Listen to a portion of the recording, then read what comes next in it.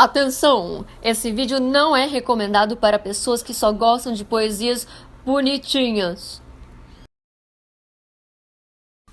Eu, filho do carbono e do amoníaco, monstro de escuridão e rutilância, sofro, desde a epigênese da infância, a influência má dos signos do zodíaco.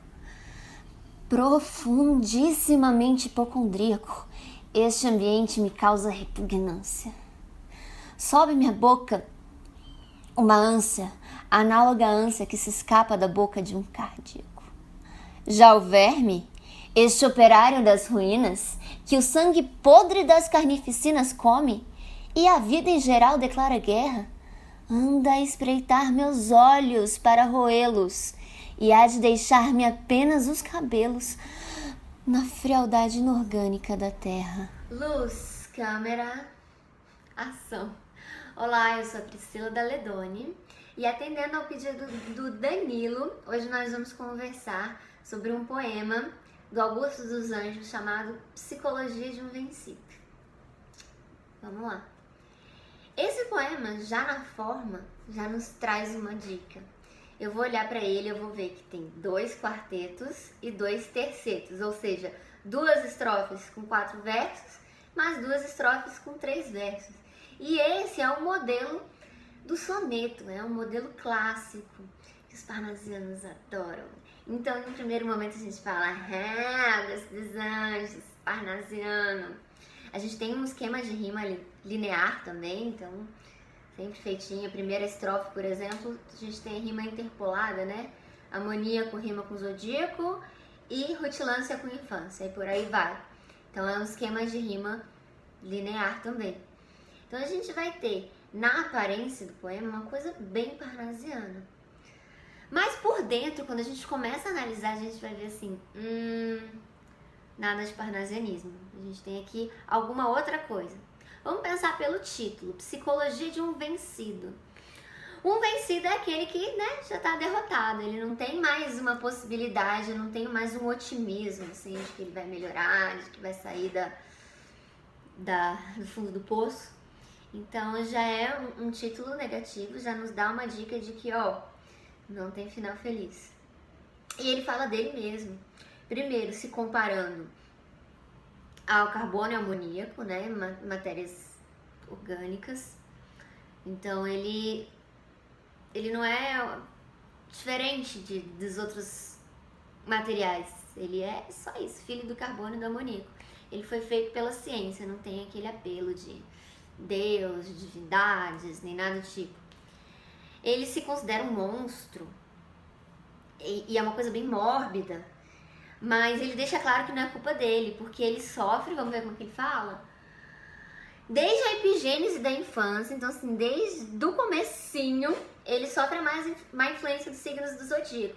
Então aquela velha história, olha, eu não tenho culpa porque eu sou de Sagitário, eu sou assim, eu tenho que fazer piada sem graça, por exemplo. Então, ele coloca a culpa no zodíaco. Olha, ele nasceu num horário que não foi favorável pra ele. O que ele pode fazer? Nada. Tem muita gente que fala isso, né? Começa a dar desculpa por conta do signo. Ah, não, mas eu sou dramático assim, mas é porque eu sou leonino.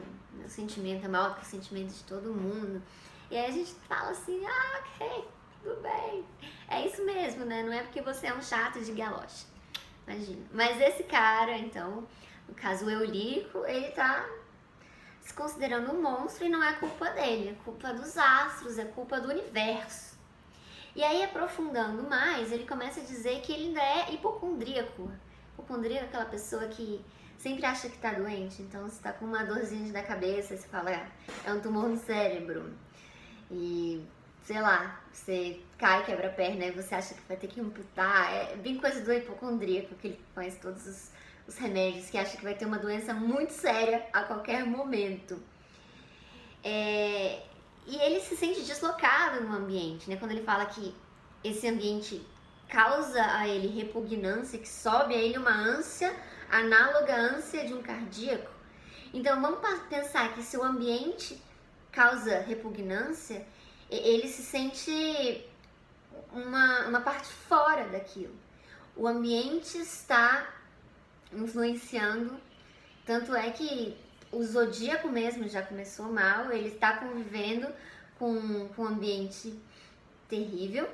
E quando ele fala que essa ânsia é análoga à ânsia de um cardíaco, o cardíaco, ele está sempre à beira da morte, ele está sempre nessa iminência da morte. E é como ele se sente nesse momento, já que ele é tão ruim assim. E aí ele começa a falar de um verme, que não é qualquer verme. É aquele operário das ruínas, então assim, é o vilão da história. Além de tudo, ainda tem esse verme. Que ele faz? Ele come o sangue das carnificinas, a carne. É aquele verme que quando a gente morre, nosso corpo começa a ser comido por esses bichinhos, vamos dizer assim. Então, o bicho já tá assim, morre logo, meu filho, que eu quero te comer. Pois é a vida. É igual o urubu, quando fica sobrevoando, assim, um moribundo na hora, assim, vai morrer, pra ele atacar. Então ele já se sente assim, acuado, os vermes já estão esperando a minha morte, tá na hora, o que vai acontecer? Eu não tenho sorte, eu não tenho nenhuma ajuda espiritual, então tá lá. Ele declara guerra à vida em geral, né? Então é o verme que ele gosta que você morra, né? Porque aí que ele, comidinha, me alimento. E então ele anda a espreitar meus olhos para roê-los. É bem pesada essa imagem, né? Tipo, ele já quer comer os olhos deles. Coisa bem densa, né? É aquela coisa assim, dá pra rolar um pesadelozinho depois desse poema, eu acho.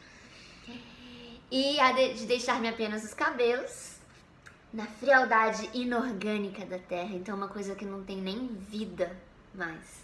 Então, ele é um simples fantoche do destino. Qual a escola literária que trazia isso com muita força? Naturalismo, não é? O naturalismo aqui no Brasil traz essa ideia de homem produto do meio, do momento, da raça. Aqui, no caso, ele é o produto do que ele nasceu. Ele é um fantoche disso, ele não tem como fugir. Ele nasceu naquele signo, ele tá rodeado de vermes e só resta para ele aceitar.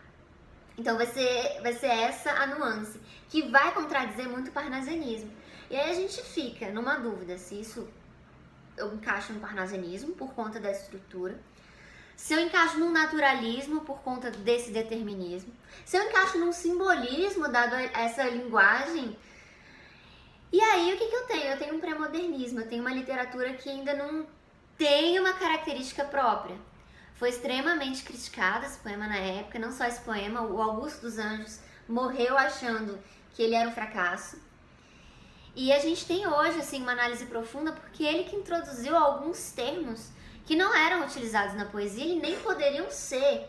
Então, como é que eu vou falar de ânsia, de monstro, um verme? Isso não era linguagem de poema. Poema fala de borboleta, poema fala de amor, estrela. Ora, direis ouvir estrela.